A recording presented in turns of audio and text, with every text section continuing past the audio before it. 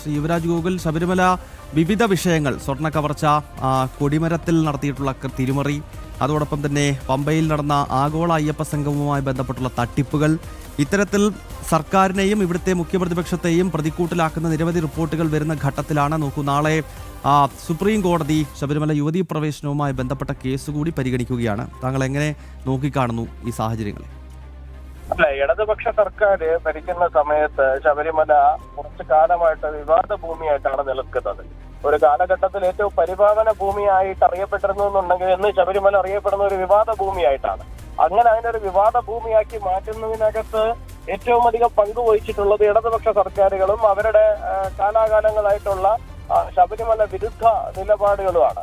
അവർക്ക് ശബരിമലയിലെ ആചാരം സംരക്ഷിക്കപ്പെടണമെന്നോ അവിടുത്തെ വിശ്വാസികളുടെ അഭിപ്രായത്തെ മാനിക്കണമെന്നോ ഒന്നുമുള്ള യാതൊരു തരത്തിലുള്ള ആഗ്രഹം അവർക്കില്ല എന്ന് മാത്രമല്ല, ആ വിശ്വാസങ്ങൾ എങ്ങനെ ഹനിക്കുമെന്നും അവിടെ എങ്ങനെ അതിനെ ഏറ്റവും മോശം സാഹചര്യത്തിലേക്ക് കൊണ്ടുപോകാമെന്നുള്ളതാണ് അവർ നോക്കുന്നത്. അവര് ഇപ്പൊ ആഗോള അയ്യപ്പ സംഗമം നടത്തിയിട്ട് അതിന്റെ പേരിൽ തട്ടിപ്പ് നടത്തുന്നു.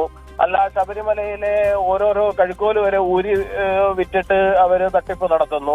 അങ്ങനെ തട്ടിപ്പ് നടത്തുവാൻ വേണ്ടിയിട്ട്, അവർക്ക് കൊള്ളയടിക്കുവാൻ വേണ്ടിയിട്ടുള്ള ഒരു സ്ഥലം എന്നുള്ളതിലുപരി അതിന്റെ പരിപാലനത്തെ നിലനിർത്തുന്നതിന് വേണ്ടിയിട്ട് എന്ത് ചെയ്യണം എന്നുള്ള കാര്യത്തിനകത്ത് അവർക്ക് യാതൊരു നിശ്ചയവും ഇല്ലാന്ന് മാത്രമല്ല, അതെങ്ങനെ തകർക്കണമെന്നാണ് അവർ ചിന്തിക്കുന്നത്. അപ്പൊ അതുകൊണ്ട് തന്നെ തീർച്ചയായിട്ടും നാളെ സുപ്രീം കോടതിയിലേക്ക് ഈ വിഷയം വീണ്ടും പരിഗണനയ്ക്ക് എത്തുമ്പോൾ തീർച്ചയായിട്ടും സർക്കാരിന്റെ നിലപാട് അത്ര നമുക്ക് വിശ്വാസയോഗ്യമായിട്ടുള്ള നിലപാടല്ല. അതുകൊണ്ട് തന്നെ ആ ഒരു കാരണത്തിൽ ആശങ്കയോടുകൂടി തന്നെയാണ് നമ്മൾ കാണുന്നതെങ്കിലും തീർച്ചയായിട്ടും അവിടെ ശബരിമല അയ്യപ്പ സ്വാമിയുടെ പേരിൽ ഒരു ആചാരം നിലനിൽക്കുന്നു എന്നുണ്ടെങ്കിൽ ആ ആചാരം ഒരു തരത്തിലും ലംഘിക്കപ്പെടുവാൻ വേണ്ടിയിട്ട് വിശ്വാസി സമൂഹം ആഗ്രഹിക്കില്ല.